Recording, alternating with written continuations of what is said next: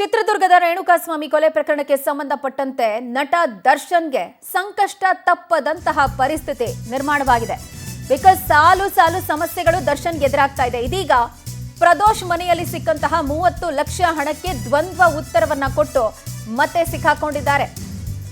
ಮನೆಯಲ್ಲಿ ಸಿಕ್ಕ ಹಣ ನಂದು ಅಲ್ಲ, ಕುಟುಂಬಕ್ಕೂ ಸೇರಿದ್ದಲ್ಲ ಅಂತ ಹೇಳಿ ಐಟಿ ಅಧಿಕಾರಿಗಳ ಮುಂದೆ ಹೇಳಿಕೆಯನ್ನ ಕೊಟ್ಟಿರೋದು ಪ್ರದೋಷ್.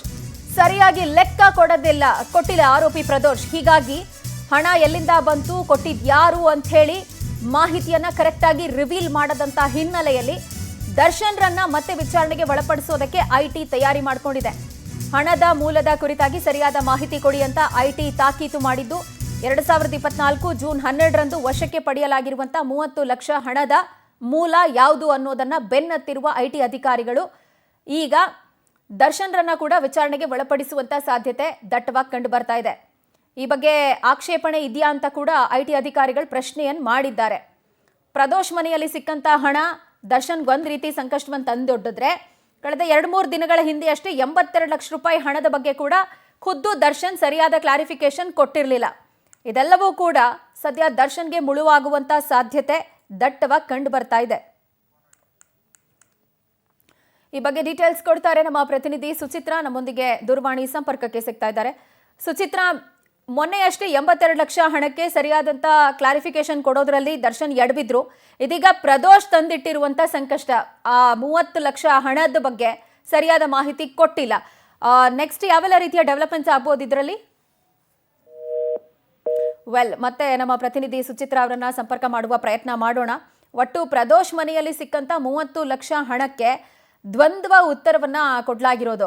ಆ ಹಣ ನಂದು ಅಲ್ಲ, ನನ್ನ ಕುಟುಂಬದ್ದು ಅಲ್ಲ ಅಂತ ಹೇಳಿ ಪ್ರದೋಷ್ ಹೇಳ್ತಾರೆ ಅಂತ ಹೇಳಿದ್ರೆ, ಎಲ್ಲಿಂದ ಬಂತು ದುಡ್ಡು? ಹಾಗಾದ್ರೆ ನಿಮ್ಮ ಮನೆಯಲ್ಲಿ ಯಾಕಿತ್ತದು ಅನ್ನುವಂಥದ್ದೇ ಬೇಸಿಕ್ ಪ್ರಶ್ನೆ. ಸರಿಯಾಗಿ ಐಟಿ ಅಧಿಕಾರಿಗಳ ಮುಂದೆ ಲೆಕ್ಕ ಕೊಡದಂತ ಹಿನ್ನೆಲೆಯಲ್ಲಿ ದರ್ಶನ್ರನ್ನ ಕೂಡ ವಿಚಾರಣೆಗೆ ಒಳಪಡಿಸುವ ಸಾಧ್ಯತೆ ಇದೆ. ಈ ಬಗ್ಗೆ ಡೀಟೇಲ್ಸ್ ಕೊಡ್ತಾರೆ ನಮ್ಮ ಪ್ರತಿನಿಧಿ ಸುಚಿತ್ರಾ, ಫೋನ್ನಲ್ಲಿ ಕನೆಕ್ಟ್ ಆಗ್ತಿದ್ದಾರೆ.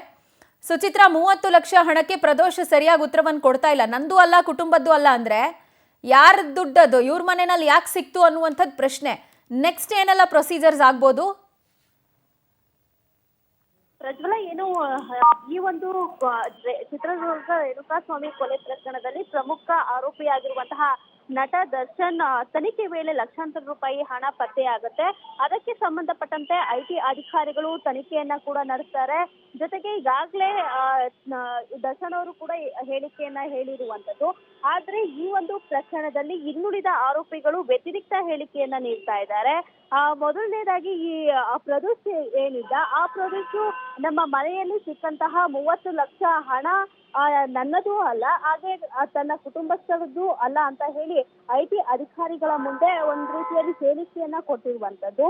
ಹೀಗಾಗಿ ಐಟಿ ಅಧಿಕಾರಿಗಳ ಮುಂದೆ ಸರಿಯಾದ ರೀತಿಯಲ್ಲಿ ಲೆಕ್ಕ ಕೊಡದ ಹಿನ್ನೆಲೆಯಲ್ಲಿ ಆರೋಪಿ ಪ್ರದೋಷ್ನ ಹೇಳಿಕೆ ಎಲ್ಲೋ ಒಂದ್ ಕಡೆ ಮತ್ತೆ ದರ್ಶನನ್ನ ಸಂಕಷ್ಟಕ್ಕೆ ತಂದೊಡ್ಡುವಂತಹ ಪರಿಸ್ಥಿತಿ ಎದುರಾಗಬಹುದು.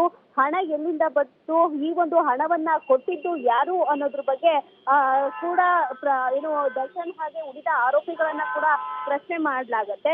ಸದ್ಯ ಪ್ರದೋಷ್ ಈ ಒಂದು ಹೇಳಿಕೆಯನ್ನ ನೀಡಿರೋದು ಮತ್ತೆ ದರ್ಶನ್ ಅನ್ನ ವಿಚಾರಣೆಗೆ ಒಳಪಡಿಸುವಂತಹ ಸಾಧ್ಯತೆ ಇದೆ. ಈಗಾಗಲೇ ಐಟಿ ಅಧಿಕಾರಿಗಳು ಮತ್ತೆ ದರ್ಶನ್ರನ್ನ ಈ ಒಂದು 30 ಲಕ್ಷ ಎಲ್ಲಿಂದ ಬಂತು ಅಂತ ಹೇಳಿ ವಿಚಾರಣೆಗೆ ಒಳಪಡಿಸುವಂತಹ ಬಗ್ಗೆ ಈಗಾಗಲೇ ಐಟಿ ಅಧಿಕಾರಿಗಳು ಕೂಡ ತಯಾರಿಯನ್ನ ಕೂಡ ನಡೆಸಿಕೊಂಡಿರುವಂತದ್ದು. ಐಟಿ ಅಧಿಕಾರಿಗಳು ಹಣದ ಮೂಲದ ಬಗ್ಗೆ ಎಲ್ಲಾ ರೀತಿಯ ತನಿಖೆಯನ್ನ ಮಾಡಲಾಗ್ತಾ ಇದೆ. ಜೊತೆಗೆ 2024 ಜೂನ್ 12ನೇ ತಾರೀಕು ಈ ಒಂದು 30 ಲಕ್ಷ ಹಣವನ್ನ ವಶಪಡಿಸಿಕೊಳ್ತಾರೆ.